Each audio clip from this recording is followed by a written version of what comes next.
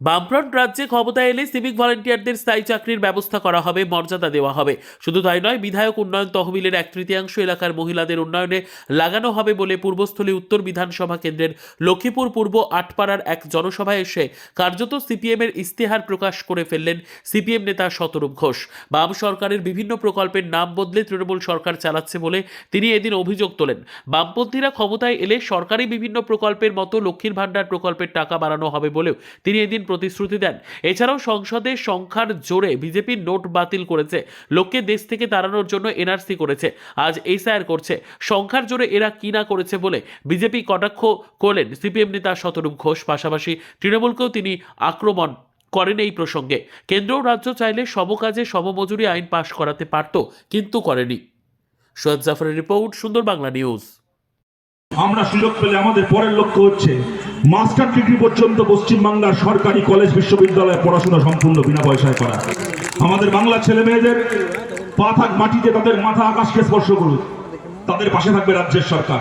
12 class পর্যন্ত বাংলার ছেলে মেয়েরা বিনা পয়সায় পড়াশোনা করবে সরকারি কলেজ বিশ্ববিদ্যালয়ে।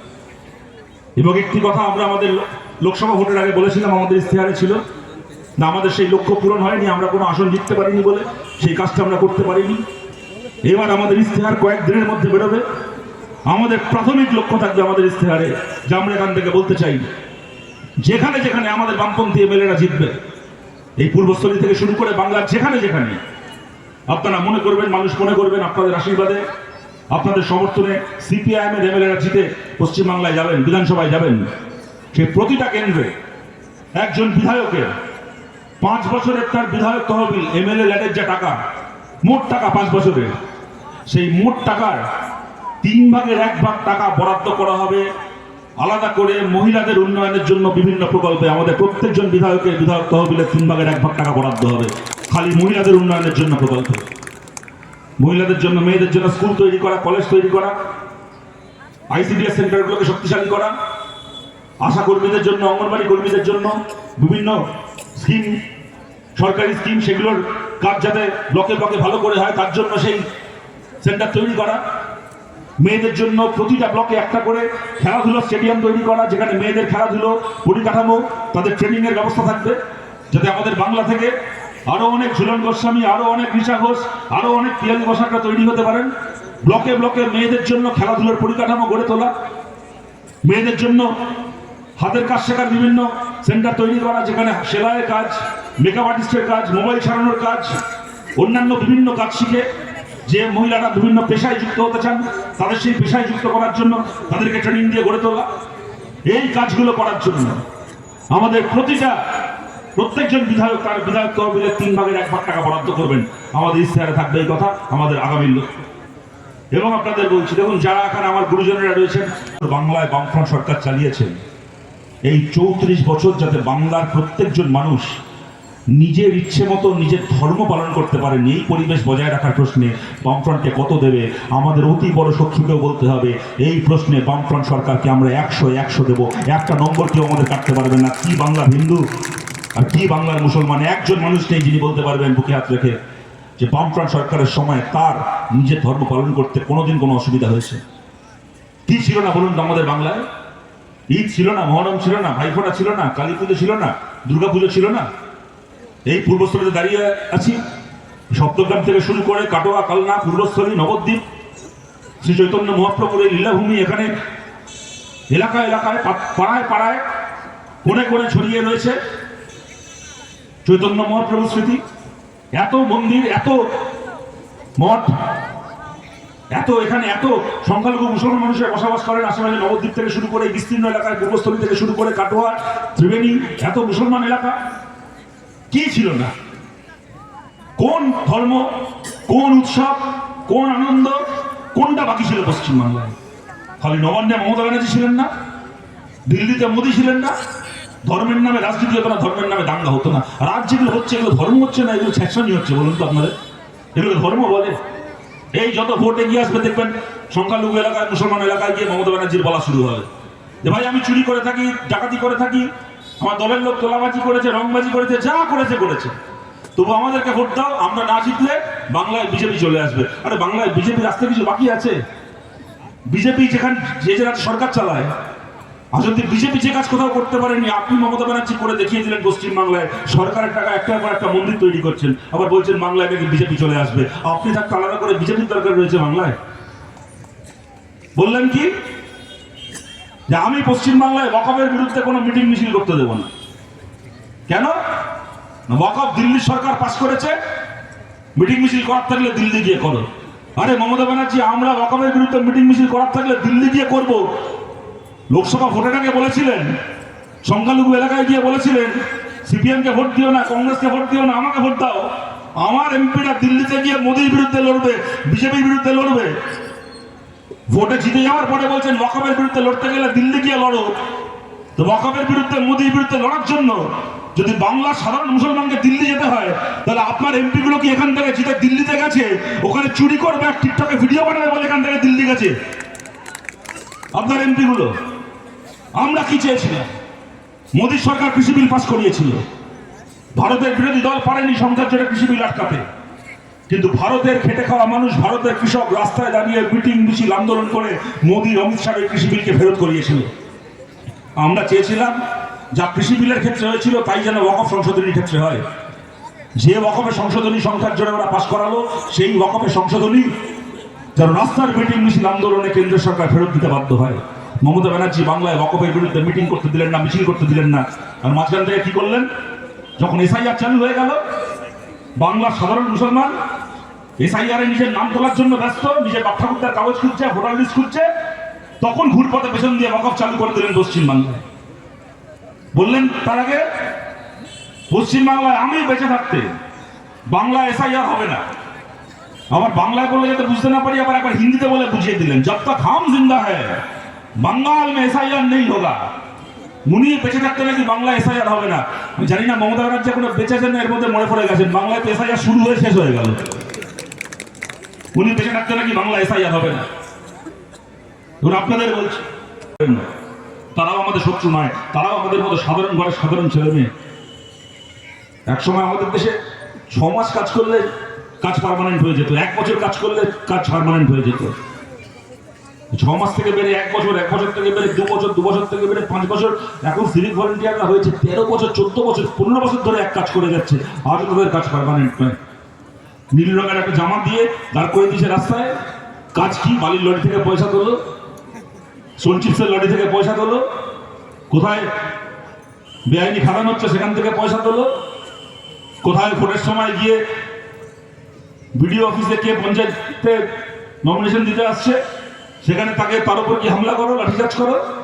করতে পারলে ভালো, তোমার কাজ থাকবে, নাহলে পরের দিন কাজ থেকে ছাড়েন। আমাদের সিভিক ভলেন্টিয়ার ভাই বোনেরা যারা আছেন গোটা পশ্চিমবাংলায়, আমি তাদেরকেও বলছি, আমরা বামপন্থীরা যদি পশ্চিমবাংলার বিধানসভায় সেই সংখ্যা নিয়ে যেতে পারি, তাহলে সিভিক ভলেন্টিয়ারের চাকরিকেও স্থায়ী সরকারি চাকরি করবো আমরা পশ্চিমবাংলায়। খালি মাস গেলে মাইনে নয়, মর্যাদার ব্যবস্থা করবো আমরা বামপন্থীরা, যে মর্যাদা মমতা ব্যানার্জি কোনোদিন আপনাদের দেয়নি। সারা জীবন কন্ট্রাকচুয়াল ক্যাজুয়াল রেখে কলুর বলদের মতো আপনাদেরকে রাখবে। এরা জানে যেদিন আপনার চাকরি স্থায়ী হয়ে যাবে, পার্মানেন্ট হয়ে যাবে, সেদিন থেকে আপনি আর তৃণমূলের গোলামি করবেন না। সারা জীবন আপনাকে কলুর বলদ বানিয়ে রাখবে। আমরা বামপন্থীরা আপনাকে গোলামি থেকে মুক্তি দেব। আমরা বামপন্থীরা আপনাকে খালি আপনার কাজের নিরাপত্তা নয়, খালি পেনশন নয়, প্রভিডেন্ট ফান্ড নয়, মেডিক্লেম নয়, আপনাকে কাজের সম্মান দেব, সম্মানের জীবন দেব আমরা বামপন্থীরা, যদি আমরা বামপন্থীরা এই সংখ্যা নিয়ে বাংলার বিধানসভায় যেতে পারি। 100 দিনের কাজ স্বর্গ থেকে কোনো ঠাকুর দেখতে এসে দিয়ে যায়নি, কোনো ভগবান এসে দিয়ে যায়নি। আমরা বামপন্থীরা লড়াই করে এই 100 দিনের কাজ ভারতে চালু করে দিয়েছিলাম। 2004 সালে এই বর্ধমান থেকে শুরু করে গোটা বাংলায় 35 জন এমপি জিতে পার্লামেন্টে গেছিল। 61 জন এমপি গোটা দেশ থেকে আমাদের বামপন্থী জিতে পার্লামেন্টে গেছিল। কংগ্রেস আমাদের সামনে থালায় করে সাজিয়ে দিয়েছিল, বলো কটা মন্ত্রিত্ব নেবে, কটা লালবাতি গাড়ি চাই, কটা দপ্তর নেবে, আমাদেরকে সমর্থন করো। বিজেপিকে আটকানোর জন্য কংগ্রেসকে সমর্থন করেছিলাম, তার বিনিময়ে একটা লালবাতি গাড়ি চাইনি, একটা মন্ত্রিত্ব চাইনি। বলেছিলাম একটা লালবাতি গাড়ি দিতে হবে না, একটা মন্ত্রিত্ব দিতে হবে না, গ্রাম বাংলাকে, গ্রাম ভারতকে 100 দিনের কাজ দিতে হবে। রাইট টু এডুকেশন, ছেলে মেয়েদের বিনা পয়সায় পড়াশোনা করার আইন করতে হবে। আদিবাসী মানুষের জন্য অরণ্যের অধিকার দিতে হবে, তপশিলি মানুষের জন্য সংরক্ষণ দিতে হবে। তার বিনিময়ে সমর্থন করেছিলাম কংগ্রেসকে। আজকে আমাদের খারাপ লাগে, আমাদের কষ্ট হয় যখন দেখি সারা ভারত 100 দিনের কাজ করে আর খালি বাংলার খেটে খাওয়া মানুষ, বাংলার শ্রমজীবী মানুষ, তাদের জন্য আজকে 100 দিনের কাজ বন্ধ হয়ে পড়ে 4 বছর। এই কদিন পরে ভোট হবে, ভোটের নোটিফিকেশন বেরিয়ে যাবে। এখন দেখবেন ওই 2-4 দিনের মধ্যে আপনাদের বলে দিচ্ছি 100 দিনের কাজের আবার নোটিশ বেরোবে ডিএম অফিস থেকে, বিডিও অফিস থেকে। ওই পুকুর কাটার কাজ দেবে, 4টে ওই কোথাও রাস্তা তৈরি হচ্ছে ওখানে স্টোনচিপ সিট বালি সিমেন্ট নিয়ে যাওয়ার কাজ দেবে। 2 দিন কাজ করবেন, 3 দিন কাজ করবেন, 10 দিন কাজ করবেন, ভোটটা হয়ে যাবে, কাজ তো থাকবেই না। এই যে কদিন কাজ করলেন ভোটের আগে তার মজুরিও পাবেন না। আবার 2 বছর, 2.5 বছর, 3 বছর ধরে বসে ওই ডিএম অফিসে ঘুরতে হবে মজুরির জন্য। এবার আমরা জানি, আমরা দাঁড়িয়ে এরকম ঘন্টা পর ঘন্টা বলে যেতে পারি 100 দিনের কাজের দুর্নীতির জন্য, কিন্তু বলে কোনো সমাধান হবে না। এই পূর্ব বর্ধমান জেলাতে কেন্দ্রের সরকার এখানে ইন্সপেকশনের টিম পাঠিয়ে এই পূর্ব বর্ধমান জেলাকে কয়েক কোটি টাকা ফাইন করেছে 100 দিনের কাজের দুর্নীতির জন্য। একটা মুখ থেকে একটা টু শব্দ না করে মমতা ব্যানার্জি এই পূর্ব বর্ধমানের 100 কোটি টাকার ওই 100 দিনের কাজের জন্য কয়েক কোটি টাকার ফাইন মিটিয়ে দিয়েছে। কেন? যারা চুরিটা করলো তাদের নামে কোনো এফআইআর হলো না, একজনকে গ্রেপ্তার করা হলো না, একটা লোকের চুরির টাকা বাজেয়াপ্ত করা হলো না। চুরির টাকাগুলো চুরি করে ওরা সুখে থাকলো, মাঝখান থেকে সাধারণ মানুষের ট্যাক্সের টাকায় 100 দিনের কাজের চুরির জন্য, দুর্নীতির জন্য জরিমানা দেওয়া হলো। সাধারণ মানুষ চুরি করেছিল, বর্তমানে সাধারণ মানুষ চুরি করেছিল। চুরি তো করেছিল এই স্বপন দেবনাথের মতো চোরগুলো চুরি করেছিল, এই উজ্জ্বল চ্যাটার্জির মতো চোরগুলো চুরি করেছিল। এদের গলার ভেতর হাত ঢুকিয়ে টাকাগুলোকে বার করে ফাইন দেওয়ার কথা ছিল, তা না করে চোরগুলো চুরির টাকায় ভোগ করবে আর সাধারণ মানুষের ট্যাক্সের টাকা 100 দিনের ফাইন দেওয়া হবে। বলুন তো আপনাদের চোখের সামনে দেখলে এগুলোকে রাগ হয় না? এই যে মঞ্চে আমাদের 2জন বিধায়ক ছিলেন, বসে আছেন, আমাদের এত পঞ্চায়েত মেম্বারকে, এত তার প্রধান থেকে শুরু করে জেলা পরিষদ মেম্বারকে আপনারা বছরের পর বছর দেখেছেন, আর এখন তৃণমূল কংগ্রেসের এই 2 টাকার মেম্বারগুলোকে দেখছেন গায়ের জোরে ভোট দখল, বুথ দখল করে ভোটে জেতা পঞ্চায়েত দখল করা মেম্বারগুলোকে দেখছেন। কি চেহারা ছিল আজ থেকে 5 বছর আগে, 6 বছর আগে? খালি গায়ে ঘুরে বেড়াতো, গায়ে পড়ানো জামা থাকতো না। এখন তো সে বাবুদের এখন ইনোভা গাড়ি ছাড়া, স্করপিও গাড়ি ছাড়া মাটিতে পা পড়ে না। কি করে না? তৃণমূলের পঞ্চায়েতের মেম্বার হয়েছে। লোকের থেকে বিড়ি চেয়ে খেত, আগে গোটা বিড়ি খেতে পারতো না, লোকের থেকে বিড়ি চেয়ে অর্ধেকটা খেয়ে বেঞ্চিতে ছিল আগুনটা নিভিয়ে কানের পাশে রেখে দিত, যে বিকেলে যদি একটা না পাই বাকিটা পুড়িয়ে খাবো। গোটা বিড়ি খেতে পারতো না। এখন তাদের হাইওয়ের ধারে বিয়ার বাড়ার পেট্রোল পাম্প হয়েছে। আগে খালি গায়ে গরমকালে দূর থেকে হেঁটে আসতো কাঁধে একটা গামছা দিয়ে, দূর থেকে গামছা দেখলে চেনা যেত তৃণমূলের ওই নেতা আসছে। সে এখন পঞ্চায়েতের মেম্বার হয়ে এখন দূর থেকে হেঁটে আসবে, এখন আর কাঁধে গামছা দেখবেন না, এখন 2 কিলোমিটার দূর থেকে দেখতে পাবেন গলায় দেবেন একটা কুত্তার বকলেসের মতো সোনার চেন ঝুলছে, দেখলে বুঝতে পারবেন তৃণমূলের পঞ্চায়েতের মেম্বার আসছে। কি হবে এদেরকে গালাগাল দিয়ে? এদের গালাগাল খেয়ে এরা শুধু হবে জীবনে।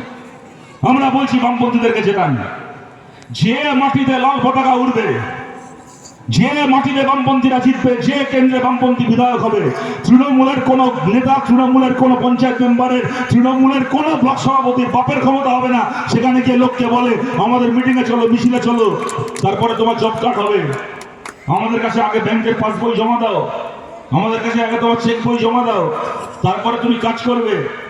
100 দিনের টাকা তোমার অ্যাকাউন্টে ঢুকলে আগে আমাদের হিস্সা আমরা বুঝে নেবো, তারপর বাকি টাকা তুমি পাবে। আগে আমাদেরকে চেক বই দাও, পাসবই দাও, তারপরে বাড়ি তৈরির লিস্টে তোমার নাম উঠবে, বাড়ি তৈরির টাকা অ্যাকাউন্টে ঢুকলে আগে আমরা 100 টাকায় 40 টাকা রাখবো, বাকি 60 টাকা তুমি পাবে। কোনো তৃণমূল নেতার বাপের ক্ষমতা হবে না। সরকারি প্রকল্পের সুবিধা যেমন পাচ্ছেন তেমন পাবেন, এর চেয়ে ভালোভাবে পাবেন। কাউকে ঘুষ না দিয়ে, কাউকে নিজের ব্যাংকের চেক বই পাসবই না দিয়ে, কারোর কাছে হাত জোড় না করে মাথা উঁচু করে 100 দিনের কাজ করবেন। ভগবান রামচন্দ্র আবার মোদিজি হাত ধরে অযোধ্যায় ফিরিয়ে এনেছেন, মোদিজি আমাদের ভগবানকে আবার অযোধ্যায় ফিরিয়ে এনেছেন। সে দেখি বিজেপি দেখি সে ছবি বানিয়েছে, হোর্ডিং বানিয়েছে, পোস্টার বানিয়েছে। সে পোস্টারে দেখি সামনে অযোধ্যার ওই রাম মন্দির, এত বড় নরেন্দ্র মোদী, আর মোদির পাশে এই দূরে রামচন্দ্র। বাবা যেরকম ভাবে ছেলেকে স্কুলে ছাড়তে যায়, সেরকম ভাবে মোদী রামকে মন্দিরে ছাড়তে যাচ্ছে। আর ওই ছবি দেখিয়ে বলছে এই সবাই দেখো মোদিজি হাত ধরে 500 বছর পরে আমাদের প্রভু রামচন্দ্র অযোধ্যায় ফিরেছেন, সবাই এবার মোদিজিকে ভোট দাও। আর প্রভু রামচন্দ্র হয়েছেন মোদির উপর আরেক কাঠি। 500 বছর পরে অযোধ্যায় ফিরে প্রথম কোন কাজটা করলেন? সামনের লোকসভা ভোটে মোদিকেই লাথি মেরে অযোধ্যা থেকে বার করে দিলেন। যাই হোক, যে কথাটা বলার জন্য এটা বললাম, আমাদের দেশে যে সুপ্রিম কোর্ট 2019 সালে রায় দিয়েছিল অযোধ্যায় মন্দির তৈরি করতে হবে, আমাদের দেশে সেই সুপ্রিম কোর্ট 2016 সালে রায় দিয়েছিল আমাদের দেশে সম কাজে সম মজুরির আইন করতে হবে।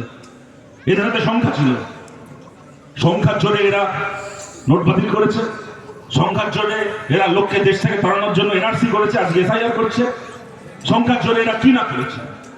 পশ্চিমবাংলার বিধানসভায় মমতা ব্যানার্জির হাতে সংখ্যা ছিল, সংখ্যার জোরে বিরোধী শূন্য পঞ্চায়েত, বিরোধী শূন্য পুরসভা, কোটি কোটি টাকার সম্পত্তি। একটা ব্লকের নেতা তারও এখন তিনটে তিনতলা বাড়ি হয়ে গেছে, কি না করেছে সংখ্যার জোরে এরা। এরা চাইলে সংখ্যার জোরে সম কাজে সম মজুরি আইন পাস করাতে পারতো না, চাইলে করাতে পারতো, এরা করায়নি। তাকিয়ে দেখুন চারদিকে পার্মানেন্ট কাজ বলতে কোনো কাজ নেই। আর কি সরকারের কাজ, কি বেসরকারি কাজ। কেন্দ্রের সরকারের ব্যাংক, রেল থেকে শুরু করে পোস্ট অফিস, ব্যাংক, যেখানে দেখবেন কন্ট্রাকচুয়াল, টেলিফোন থেকে শুরু করে স্টিল অথরিটি থেকে শুরু করে যেখানে তাকাবেন কন্ট্রাকচুয়াল চাকরি। সেনাবাহিনীতে পর্যন্ত আর্মির বদলে অগ্নিবীর, রাজ্যের সরকারের পরিবহনে, পঞ্চায়েতে, পুরসভায়, দমকলে, পুলিশের বদলে সিভিক ভলেন্টিয়ার, পুলিশের চাকরিতে যেখানে দেখবেন ক্যাজুয়াল, কন্ট্রাকচুয়াল। আর প্রাইভেট হলে তো কথাই নেই। ঘরে ঘরে ছেলেমেয়েরা পড়াশোনা করছে, গ্রাজুয়েশন করছে, মাস্টার ডিগ্রি করছে, করে একটা 8,000 টাকা, 10,000 টাকা, 12,000 টাকা মাইনের কন্ট্রাকচুয়াল কাজ। তার বেশি কোনো কাজ নেই পশ্চিমবাংলায়। দিন নেই রাত্রি, সকালবেলা বাড়ি থেকে বেরো, সারাদিন কাজ করে রাত্রিবেলা বাড়িতে বেরো, কোনো ছুটি ছাটা নেই। শরীর খারাপ হলে চিকিৎসার ব্যবস্থা নেই, অসুখ বিসুখ হলে 2 দিন বাড়িতে থাকবে, 3 দিনের দিন কাজে গিয়ে শুনবে কাজ থেকে ছাঁটাই হয়ে গেছে। একটা গোটা যুব সমাজ এইভাবে কাজ করছে। মানতে পারলে মানো, আর নাহলে বাইরের রাজ্যে চলে যাও কাজ করতে। আমরা বলছি, আমরা বামপন্থীরা যদি পশ্চিমবাংলার বিধানসভায় পৌঁছই, আমাদের প্রথম কাজ হবে সম কাজে সম মজুরি আইনকে এই বাংলার বিধানসভায় পাশ করানো। যারা দূর থেকে আমাদের কথা শুনছেন, আপনাদের বলছি, আজকেও যখন সন্ধ্যাবেলা বাড়িতে গিয়ে টিভি চালাবেন, দেখবেন টিভিতে খবর হচ্ছে মমতা ব্যানার্জি জগন্নাথের মন্দির বানাচ্ছে, হুমায়ুন কবির বাবরি মসজিদ বানাচ্ছে। আজকেও সন্ধ্যাবেলা টিভিতে গিয়ে খবর দেখবেন, খবর দেখতে দেখতে ভাববেন বাংলায় জন্মেছি, এই বোধহয় আমার কপাল। মমতা ব্যানার্জি জগন্নাথের মন্দির বানাবে, হুমায়ুন কবির বাবরের নামে মসজিদ বানাবে, আর আমি বাংলার একটা বেকার ছেলে, একটা বেকার মেয়ে কি করব?